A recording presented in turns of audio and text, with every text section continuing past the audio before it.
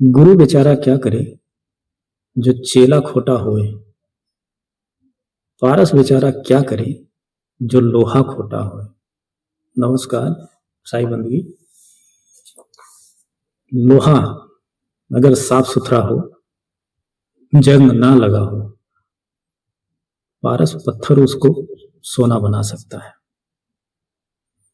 शिष्य अगर जिज्ञासु हो, कर्मठी हो, धैर्यशील हो, सहनशील हो,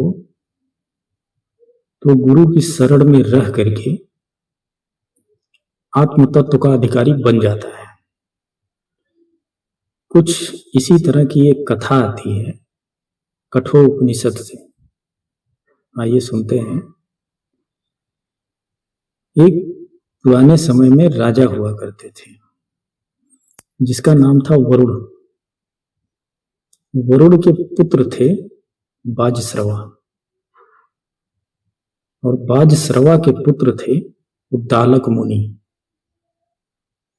एक बार उद्दालक मुनि अपने आश्रम में कुछ हवन कर रहे थे, तो वहां पर उनका पुत्र आता है जिसका नाम था नचिकेता।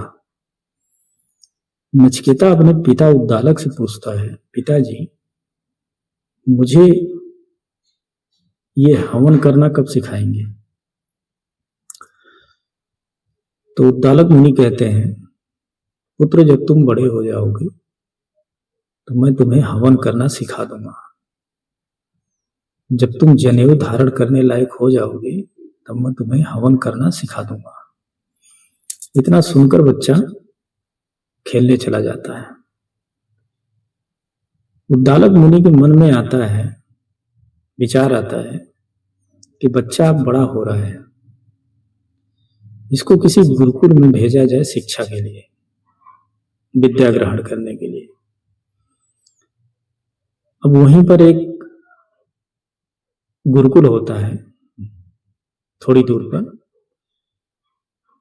वो उस बच्चे को गुरुकुल में विद्या ग्रहण करने के लिए भेज देते हैं। गुरुकुल में जा करके बच्चा नचिकेता विद्या ग्रहण करने लगता है। जो गुरुकुल होता है, आजकल तो विद्यालय कॉलेज वगैरह होते हैं, तो गुरुकुल में क्या होता था कि वहां पर बच्चों को एक एक काम दिया जाता था। जैसे किसी बच्चे को गौवें चराने का काम, किसी को लकड़ियां काट कर लाने का काम, किसी को साफ सफाई का काम। ये समझ लीजिए आपकी वो उनकी कोचिंग थी। जैसे आज के समय में होता है ना, बच्चा विद्यालय जाता है तो उसके लिए अलग से एक कोचिंग लगवाई जाती है, तो वो उनके लिए एक कोचिंग थी। तो बच्चे अपना अपना काम बड़े ईमानदारी और धैर्य से करते थे और कुछ सीखते भी थे। तो उसी तरह से नचिकेता को गौवें चराने का काम मिला था। नचिकेता जाता अपना गौवें चराता। एक बार गौवें चराते हुए वो देखता है कि एक गाय घास नहीं खा रही थी। तो वो अपने मित्रों से पूछता है, इसको क्या हो गया, ये गाय घास क्यों नहीं खा रही है? तो उसके मित्र कहते हैं, ये बूढ़ी हो गई है, अब ये घास नहीं खा सकती, ये भोजन करने में असमर्थ है। इतना सुनते ही नचिकेता कहते हैं, कोई अगर बूढ़ा नहीं होता तो कितना अच्छा होता। उसके मित्र कहते हैं, ऐसा तो स्वर्ग में होता है, स्वर्ग में कोई बूढ़ा नहीं होता, वहां पर कोई मरता भी नहीं है और वहां पर सब कुछ अच्छा अच्छा होता है, ऐसा गुरु जी बताते हैं। उसके बाद जो गुरुकुल था, वहीं गुरुकुल के पास में एक हिरन रहा करता था। हिरन का जो है नचिकेता के साथ बड़ा अच्छा लगाव था। नचिकेता कहीं भी जाता था, हिरन उसके पीछे पीछे जाता था। नचिकेता गौवें चराने जाता था तो उसके पीछे चला जाता था, कुछ भी काम करता था तो उसके पीछे पीछे चला जाता था हमेशा। एक दिन गौवें चरा करके नचिकेता वापिस आता है तो देखता है कि ये हिरन एक जगह बेसुध पड़ी है, तो उसको हिला डुला कर कहता है, उठ, क्या हो गया, तो आज मेरे साथ नहीं गई, उठ। उसी समय उसके मित्र लोग आते हैं और कहते हैं कि ये मर गई। तो नचिकेता उदास हो जाता है। तो उसका मित्र कहता है, नचिकेता तुम उदास मत हो, मृत्यु के बाद भी जीवन होता है। तो उसी में से दूसरा मित्र कहता है, क्यों झूठ बोलते हो, मृत्यु के बाद कोई जीवन नहीं होता। और दोनों आपस में बहस करने लगते हैं।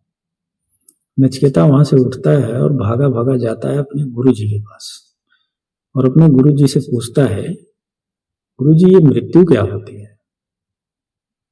गुरुजी कहते हैं, पुत्र ये तो बड़ा ही अत्यंत दुर्लभ प्रश्न है तुम्हारा, इसकी खोज स्वयं ही करनी पड़ती है।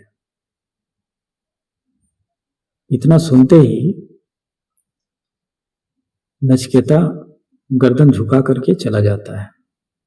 थोड़े समय बाद एक संदेशवाहक संदेश लेकर आता है गुरुजी के पास।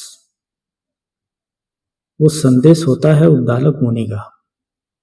उसमें लिखा होता है, उद्दालक मुनि एक यज्ञ का अनुष्ठान कर रहे हैं। यज्ञ का नाम है विश्वजीत यज्ञ, और मेरे पुत्र नचिकेता को यहां पर आने की अनुमति प्रदान करें। ये सब पत्र जो है पढ़कर सुनाता है संदेशवाहक। गुरुजी नचिकेता को बुलाते हैं और कहते हैं कि पुत्र तुम जाओ, तुम्हारे पिताजी का संदेश आया है, तुम्हारे पिताजी विश्वजीत यज्ञ का अनुष्ठान कर रहे हैं, जाओ उनका सहयोग करो। और नचिकेता को गुरुजी संदेशवाहक के साथ भेज देते हैं। अब रास्ते में आते आते संदेशवाहक से नचिकेता पूछते हैं, ये विश्वजीत यज्ञ क्या होता है। संदेशवाहक कहता है, विश्वजीत यज्ञ वो होता है जो एक इंसान, साधारण मनुष्य या महात्मा या कोई भी, जो इस यज्ञ का अनुष्ठान करता है वो अपना सर्वत्र दान करता है। अच्छी बुरी वस्तुएं जितनी भी हैं सब दान करता है। जितने भी रास्ते में ब्राह्मण आते जाते तुम्हें दिखाई दे रहे हैं, सब अपने आश्रम से दान लेकर जा रहे हैं और लेने जा रहे हैं। तो नचिकेता और संदेशवाहक दोनों आश्रम में पहुंचते हैं। उनके पिता उद्दालक जब देखते हैं तो कहते हैं कि नचिकेता से, अच्छा हुआ पुत्र तुम सही समय पर आश्रम में आ गए हो। उनका भी एक आश्रम था और उनके पास धन वैभव भी बहुत था और दानी थे, प्रतापी भी थे। तो क्योंकि वो बाजश्रवा राजा थे, वरुण भी राजा थे, तो जाहिर सी बात है कि उनके पास भी धन दौलत की कमी नहीं थी।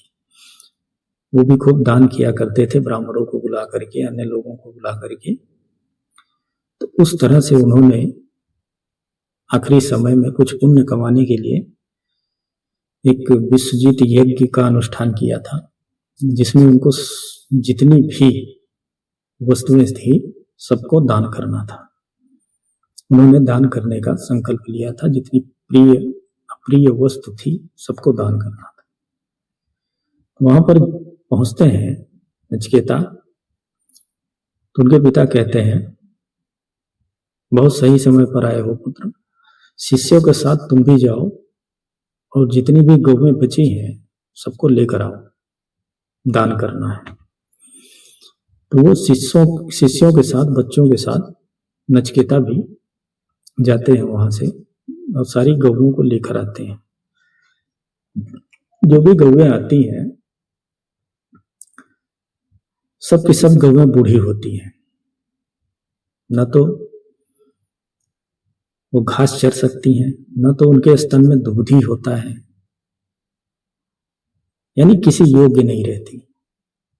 ये सब देख करके नचिकेता को बड़ा अचंभा होता है, बड़ा दुख भी होता है। वो वहां से आते हैं और अपने पिताजी के पास कहते हैं, पिताजी, जो गौएं आप दान कर रहे हैं और जो दान लेगा वो इसका क्या उपयोग करेगा? ये तो बूढ़ी हो चुकी हैं, न ये घास चर सकती हैं, न तो ये दूध दे सकती हैं, न तो ये बच्चे दे सकती हैं। इन्होंने अपने जीवन का आखिरी पानी पी लिया है। अब ये खा पी नहीं सकती, किसी काम नहीं आएंगी, ये आपको पाप लगेगा। और आप जो विश्वजीत यज्ञ कर रहे हैं, जो अच्छी वस्तुएं हैं उनको आप अपने उपयोग के लिए रखे हैं, और जो नाकाम है, बेकार है, उन वस्तुओं को आप दान कर रहे हैं, इससे आपको पाप लग जाएगा पिताश्री। तो पिताश्री कुछ नहीं बोलते, वहां से चले जाते हैं। थोड़ी दूर पर नचिकेता उनके पीछे जाता है। तो नचिकेता कहता है, पिताश्री, ये यज्ञ जो है इसमें तो अपनी प्रिय और अप्रिय वस्तुएं सब दान करना होता है। तो मैं तो आपका बड़ा प्रिय बालक हूं, आप मुझे किसको दान देंगे? ये बातें सुन करके उद्दालक मुनि कुछ नहीं बोलते। दोबारा वही प्रश्न करता है नचिकेता, फिर भी कुछ नहीं बोलते। ऐसा कई बार वही प्रश्न करने पर उद्दालक मुनि क्रोध में आ जाते हैं और वो गुस्से में कहते हैं, जा, मैं तुझे यमराज को दान देता हूं, मैंने तुझे यमराज को दान दिया। और इतना कह करके थोड़ी दूर हट जाते हैं।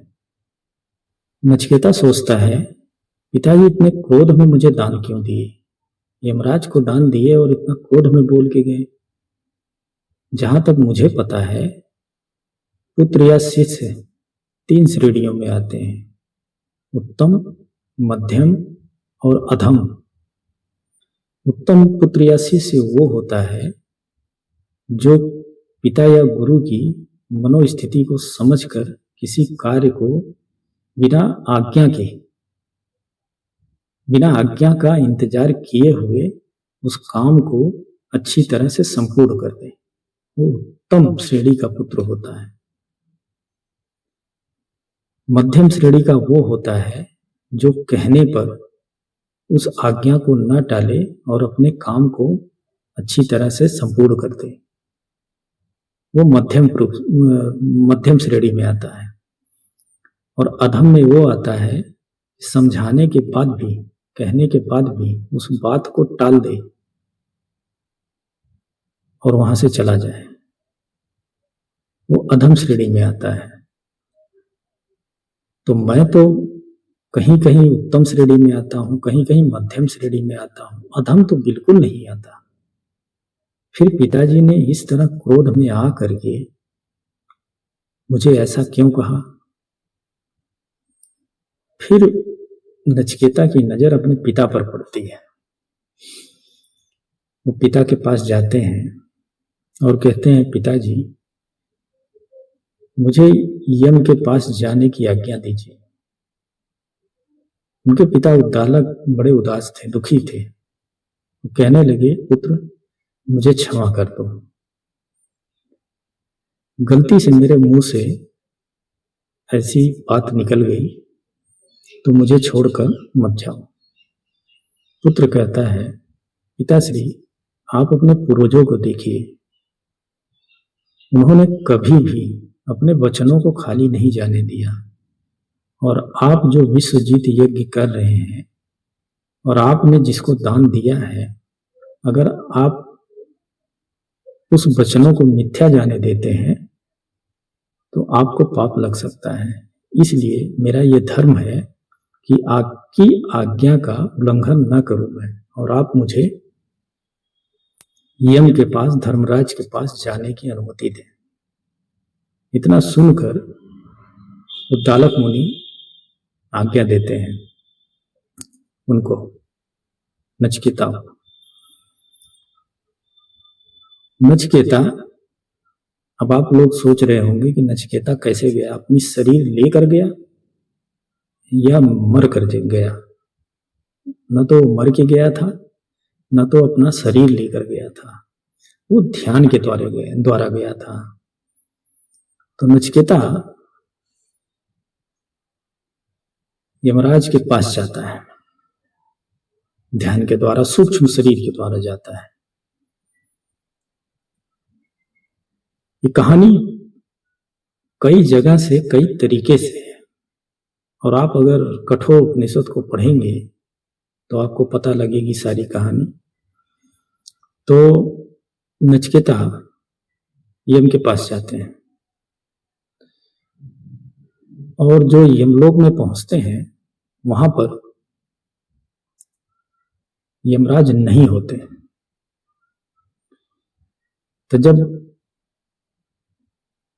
उनके दरवाजे पर पहुंचते हैं वो, तो वहां के दरबारी जो थे उनको रोक लेते हैं, कहते हैं बालक तुम कहां जा रहे हो? तो बालक नचिकेता कहता है मुझे यमराज से मिलना है।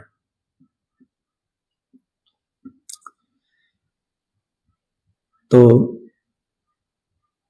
जो दरबारी थे उन्होंने कहा यमराज नहीं है अभी, 3 दिन बाद आएंगे, 3 दिन बाद मिलना उनसे। नचिकेता वहीं पर यमपुरी के दरवाजे पर बैठता है और इंतजार करता है। 3 दिन बाद यमराज आते हैं और देखते हैं एक बेचारा दुर्बल बालक बैठा हुआ है। वो दरबारियों को क्रोध करते हैं, कहते हैं हमारे दरबार में, हमारे घर पर कोई मेहमान आया है, तुम लोगों ने आदर सत्कार नहीं किया। तो दरबारी कहते हैं महाराज ये बालक बड़ा ही हठी है, इसको हमने भोजन पानी का पूछा था, पर इसने बोला कि जब तक मैं यमराज से मुलाकात भेंट नहीं कर लूंगा तब तक मैं अन्न और जल ग्रहण नहीं करूंगा। तो यमराज उसके पास जाते हैं और बड़े ही आदर सत्कार से उसको कहते हैं हे ब्राह्मण पुत्र, मेरी वजह से आपको 3 दिनों तक इंतजार करना पड़ा, मुझे क्षमा कर दीजिए।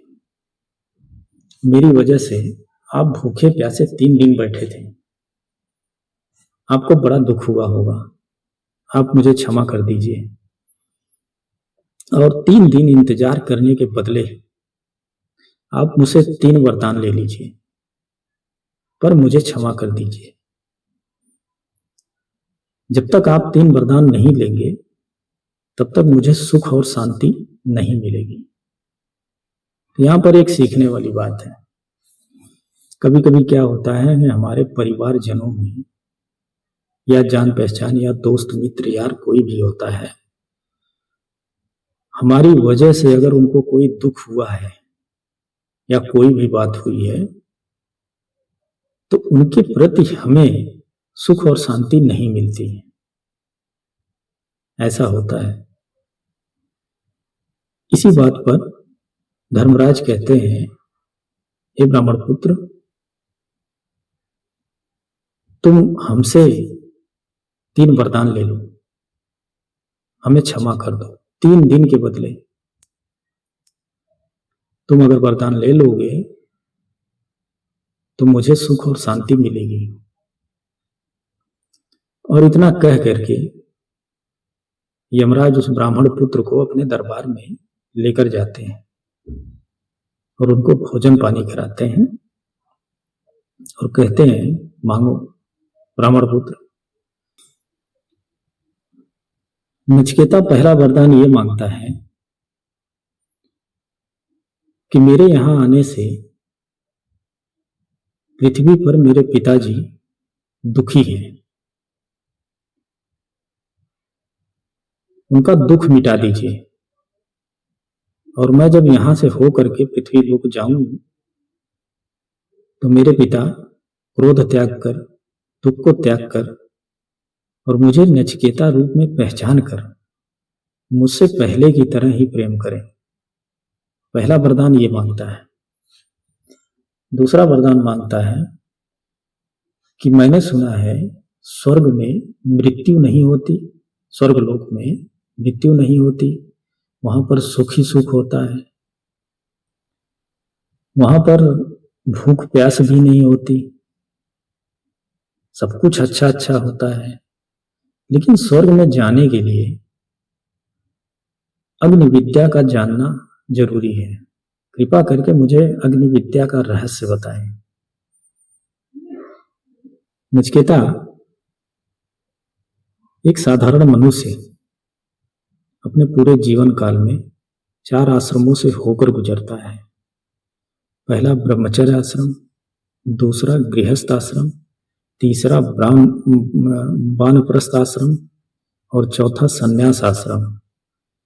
25 वर्ष से बचपन से 25 वर्ष तक ब्रह्मचर्य आश्रम का पालन करता है।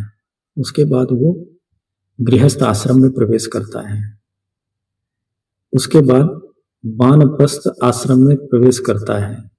जब बच्चे बड़े हो जाते हैं तो ईश्वर की तरफ पहला कदम। पति पत्नी दोनों मित्रवत व्यवहार करते हुए या पहले समय में वन में जाते थे। अब क्या होता है कि दोनों मित्रवत व्यवहार करते हुए ईश्वर की तरफ पहला कदम बढ़ाते हैं। उसके बाद पति या पत्नी में से दोनों में से किसी एक की मृत्यु हो जाती है तो वो संन्यास आश्रम धारण कर लेता है। या अगर मृत्यु नहीं होती है तो दोनों आपसी सहमति से अलग हो करके ईश्वर की तरफ कदम बढ़ाते हुए संन्यास आश्रम धारण करते हैं। इन चारों आश्रमों का पालन करते हुए इनके बीच में आती हैं 3 संधियां, जिसको अग्नि विद्या भी कहते हैं, ब्रह्मा अग्नि भी कहते हैं। अब आपको समझ में नहीं आया होगा, जैसे कि साधारण भाषा में समझाता हूं मैं। जैसे बचपन से 25 वर्ष की आयु तक इंसान ब्रह्मचर्य आश्रम का पालन करता है। उसके बाद शादी ब्याह होता है। उसके बाद वो गृहस्थ आश्रम में जाता है, गृहस्थ आश्रम का पालन करना शुरू करता है।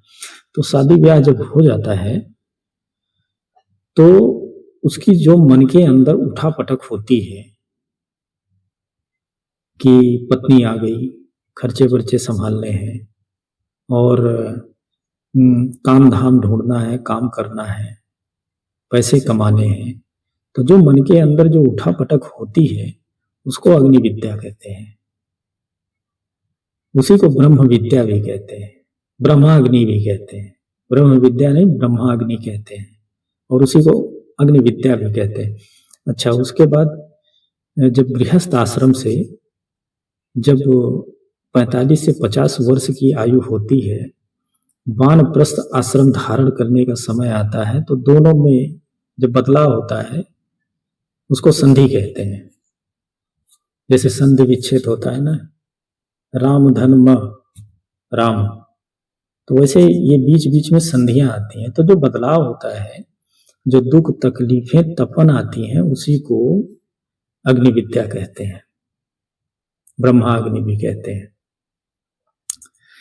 तो इन सब का पालन करते हुए धैर्य से, ईमानदारी से, सच्चाई से, सही ढंग से करते हुए जो जाता है इन बीच में जो 3 संधियां आती हैं, चारों आश्रमों को पूरा करने में जो 3 संधियां आती हैं, उसी को अग्नि विद्या कहते हैं। तो ऐसी कई सारी बातें जो है नचिकेता को समझा करके धर्मराज कहते हैं, हे नचिकेता, जो कुछ भी मैंने अग्नि विद्या तुम्हें समझाई है, क्या तुम्हें कंठस्थल हो गई? अगर हो गई तो मुझे जरा सुनाओ। तो नचिकेता जो कुछ भी उन्होंने सुना था सब सुना दिया, ज्यों का त्यों। अब धर्मराज बड़े ही प्रसन्न होते हैं और कहते हैं, नचिकेता, मैं तुमसे बड़ा प्रसन्न हूं। अब मैं तुम्हें बिना मांगे ही एक वरदान और देता हूं। उन्होंने एक वरदान और दिया कि जो ये ब्रह्माग्नि है, अग्नि विद्या है, इसका नाम तुम्हारे नाम से पड़ेगा। तब से नचिकेता अग्नि उसको कहते हैं। अब नचिकेता अपना तीसरा वरदान मांगते हैं। कहते हैं, हे धर्मराज, ये मृत्यु क्या होती है? मृत्यु और जीवन क्या होता है? मुझे बताने की कृपा करें। अब इतना सुनते ही यमराज की सांसें ऊपर की ऊपर, नीचे की नीचे रह गई। यमराज भी सोच में पड़ गए। कभी कभी क्या होता है कि आपने कभी जादूगर का जादू देखा होगा। जादू देखने में बड़ा मजा आता है, बड़ी खुशी मिलती है, बड़ा अचंभा भी होता है। क्या बात है कि जादू वाला कितना बढ़िया जादू दिखाया है, ये काम ऐसे नहीं ऐसे कर दिया, बड़ी खुशी मिलती है। और सारा जादू देखने के बाद आप जाना जादूगर के पास और उससे पूछना, सब कुछ तो बढ़िया था, बड़ा मजा आया, अच्छा लगा, और आपने ये जादू किया कैसे? आप समझ लो कि उस जादूगर की रोजी रोटी छीन लिया मैंने। तो कुछ इसी तरह से यमराज के साथ हुआ। यमराज भी सोच में पड़ गए। नचिकेता, ये तुम क्या मांग रहे हो? तुम्हें पता भी है? क्या करोगे ये जान करके? नचिकेता कहता है, मैंने सुना है कि मरने के बाद भी जीवन होता है। कुछ लोग कहते हैं, और कुछ लोग ये भी कहते हैं कि मरने के बाद कोई जीवन नहीं होता। तो ये जीवन और मृत्यु का रहस्य मुझे बतलाने की कृपा करें। यमराज कहते हैं, नचिकेता, ऐसा नहीं है कि तुम पहली बार ये प्रश्न कर रहे हो। मेरे पास कई देवता लोग भी आए, पर इसका रहस्य उनको भी नहीं पता। तुम क्या करोगे ये जान के? जीवन और मृत्यु का रहस्य, तुम इसके बदले कुछ और मांग लो। धन ले लो, दौलत ले लो, हाथी घोड़े ले लो, राज्य ले लो, जो तुम मांगोगे वो मैं दूंगा, पर ये जीवन और मृत्यु का रहस्य मत पूछो। इसके बदले कुछ भी ले लो। कई राज्य पृथ्वी के मैं तुम्हें देता हूं, हाथी घोड़े देता हूं, अप्सराएं देता हूं, पर ये जीवन और मृत्यु का रहस्य मत पूछो। इस प्रश्न को वापिस ले लो। नचिकेता ने बोला कि आप ये धन दौलत, ये हाथी घोड़े, ये सब कुछ अपने पास रखिए, ये मुझे नहीं चाहिए। मुझे बस इतना बता दीजिए कि ये जीवन क्या होता है और मृत्यु क्या होती है। यमराज बड़े दुविधा में पड़ गए। यमराज ने बहुत ही प्रलोभन दिया नचिकेता को, पर नचिकेता नहीं मान रहा था। बस यमराज, आप क्या समझते हैं कि यमराज ने इतने आसानी से बता दिया होगा? नहीं, यमराज वहां से गायब हो गए, चले गए। और यमराज जो है एक हफ्ते तक, एक सप्ताह तक आए नहीं, पर नचिकेता वहीं बैठा था। नचिकेता बैठा रहा, इंतजार करता रहा। एक सप्ताह बाद जब यमराज धर्मराज फिर से आए तो नचिकेता खड़ा हो गया और हाथ जोड़कर खड़ा था उनके सामने। यमराज ने कहा, नचिकेता मान जाओ, क्या करोगे जानकर? ये जीवन और मृत्यु का रहस्य, ये तुम्हारे योग्य नहीं है। बहुत ही प्रलोभन देते गए, पर नचिकेता टस से मस नहीं हुआ, अपनी बातों से डिगा नहीं, हटा नहीं।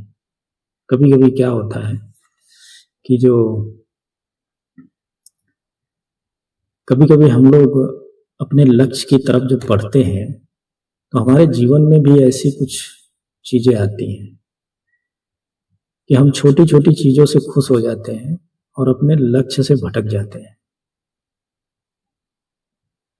जैसे एक योगी होता है, जब योग साधना करने जाता है ना, तो अपने लक्ष्य तक उसको पहुंचना होता है, पर वो बीच में ही उसको प्रलोभन दिया जाता है। उसको ऐसी ऐसी सिद्धियां मिल जाती हैं कि जैसे पानी के ऊपर चलना,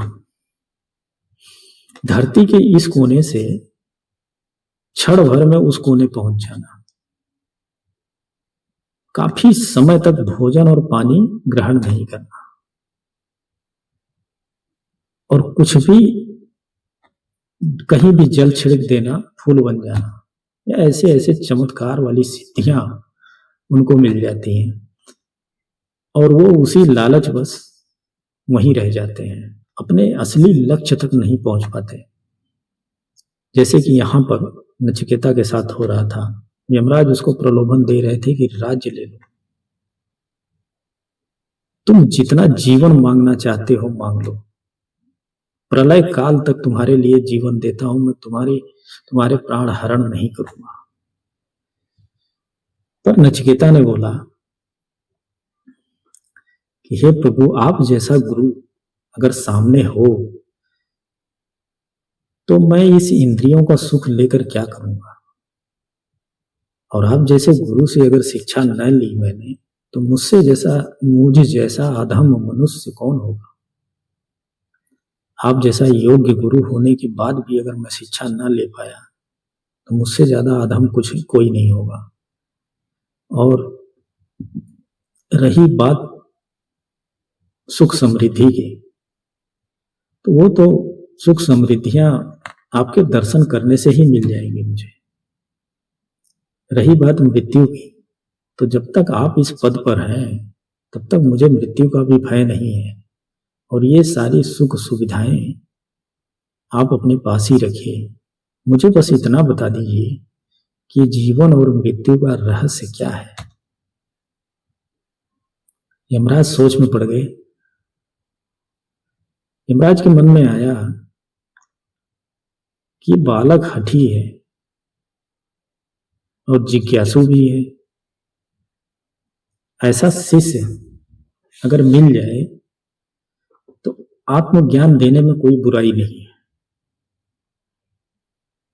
उन्होंने कहा, नचिकेता, तुम बड़े ही हठी बालक हो। नचिकेता, मैं किसी को मारता नहीं, कोई मरता नहीं है। ये आत्मा ना कभी मरती है ना तो कभी जन्म लेती है। अगर कुछ मरता है तो कोशिकाएं मरती हैं, कोशिकाएं यानी सेल। सेल उसको कहते हैं जो हमारे शरीर में रुएं होते हैं। जब हम काम धाम करते हैं, मेहनत करते हैं, तो हमारी कोशिकाएं मरती हैं। कोशिकाओं को सेल कहते हैं। सेल टूटते हैं हमारे। सेल रोमों को कहते हैं। रोमा जो होता है ना शरीर में, उसी को कहते हैं हम लोग खून पसीने की कमाई। और सेल बनते हैं ब्लड से। जो हम भोजन करते हैं, ब्लड बनता है, उससे बनते हैं कोशिकाएं। तो अगर मरती हैं तो कोशिकाएं मरती हैं। आत्मा कभी मरती या जीवित नहीं होती। जैसे एक बच्चा होता है बाल्यावस्था में, तो बाल्यावस्था मरती है तो किशोरावस्था आती है। जब किशोरावस्था मरती है, युवा अवस्था आती है। जब युवा अवस्था मर जाती है तो वृद्धावस्था आती है। वृद्धावस्था में आते आते इंसान डर जाता है। क्यों डर जाता है? इसलिए डरता है कि उसको पक्का पता नहीं होता है कि वो अगला जन्म क्या मिलेगा। और जो बचपन का होता है, जैसे बाल्यावस्था, बाल्यावस्था से किशोरावस्था आने में उसको पता होता है कि जब बाल्यावस्था से मैं मरूंगा, खत्म होऊंगा, तो किशोरावस्था में आऊंगा। इसलिए तसल्ली रहती है उसको। किशोरावस्था से जब मरती है तो युवा अवस्था में आता है। युवा अवस्था बहुत अच्छी लगती है क्योंकि शरीर में ताकत भी बहुत होती है, तो इसलिए उसको डर नहीं लगता। पर जैसे ही वो युवा अवस्था से वृद्धावस्था में आता है तो वो डर जाता है। अगर उसको पता चल जाए कि वृद्धावस्था के बाद मुझे कोई जीवन मिलेगा, तो वो कभी ना डरे। वृद्धावस्था में होने के बाद उसको ये लगता है कि अब मर जाना है, इसलिए वो डरता है। पर मरता कोई नहीं है। अगर मरती हैं तो कोशिकाएं मरती हैं, सेल टूटते हैं, परिवर्तन होता है। बाल्यावस्था से किशोरावस्था, बाल्यावस्था मरी तो किशोरावस्था, किशोरावस्था मरी तो युवावस्था, युवावस्था मरी तो वृद्धावस्था। अब वृद्धावस्था आते आते इंसान का शरीर क्षीण हो जाता है। उसके बाद कोई अवस्था नहीं आएगी, उसके बाद शरीर खत्म हो जाएगा। तो जब खत्म हो जाता है तो वो दूसरा जन्म लेता है। बस परिवर्तन होता है, मरता नहीं है। ये रहस्य है। अब वो जन्म ले लेता है, दूसरा शरीर, नया शरीर धारण कर लेता है। कोशिकाएं मरती हैं, इंसान नहीं मरता। धर्मराज कहते हैं, हे नचिकेता, शरीर की कोशिकाएं अगर 50 मरती हैं तो 55 जिंदा होती हैं। इस तरह से उसका जीवन चलता रहता है, वो मरता नहीं, कोशिकाएं मरती हैं उसकी। अब आगे क्या कहते हैं? आज कहते हैं, हे नचिकेता, मानव शरीर में जो 5 इंद्रियां हैं उसका राजा है मन, और मन का राजा बुद्धि, बुद्धि का राजा आत्मा। तुम इस शरीर को रथ समझो और इंद्रियों को घोड़ा और बुद्धि को लगाम और आत्मा को सारथी समझो। इन सब को समझने वाला आत्म तत्व का अधिकारी होता है। वैसे इंद्रियां 14 होती हैं। 5 ज्ञानेंद्रियां होती हैं, 5 कर्म इंद्रियां होती हैं और 4 अंतःकरण की इंद्रियां होती हैं, मन, बुद्धि और चित्त, अहंकार।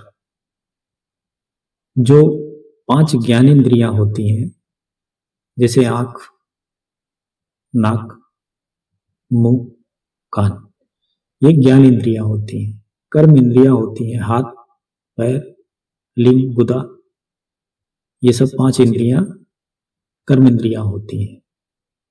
और जो अंतःकरण की सूक्ष्म इंद्रियां हैं, मन, बुद्धि और चित्त, अहंकार, ये 14 इंद्रियां होती हैं। तो आगे कहते हैं, हे नचिकेता, आत्मा की 4 विकसित अवस्थाएं होती हैं, हंस, वसु, होता और अतिथि। हंस एक साधारण मनुष्य जो अपने परिवारजनों में लिप्त होकर जीता है, वह मानव नहीं होता, वह नर रूप में नहीं होता, वो पशु रूप में होता है। और जब हंस रूप में आता है तो जैसे हंस पानी में रहते हुए भी नहीं भीगता, उस तरह से अगर अपने जीवन में जीवन जीता है, अपने परिवारजनों में आशाओं और तृष्णाओं से लिप्त न होते हुए जीता है, वो फिर हंस रूप में आ जाता है। दूसरा, वसु, उससे ऊपर वसु होता है। वसु उस अवस्था को कहते हैं जो एक साधारण मनुष्य अपने बसता है और साथ में सबको बसाता है, उसको वसु अवस्था में कहते हैं। और उससे भी ऊपरी अवस्था होती है होता की, जब एक साधारण मनुष्य अपने सब काम छोड़ करके समाज कल्याण के विषय में सोचने लगता है और अपने आत्मा के कल्याण के लिए सोचने लगता है निरंतर, तब वो होता की अवस्था में होता है। चौथा, अतिथि, जब एक साधारण मनुष्य ये समझ लेता है कि मेरी ये देह एक अतिथि मात्र है, आज रहना है, कल चले जाना है,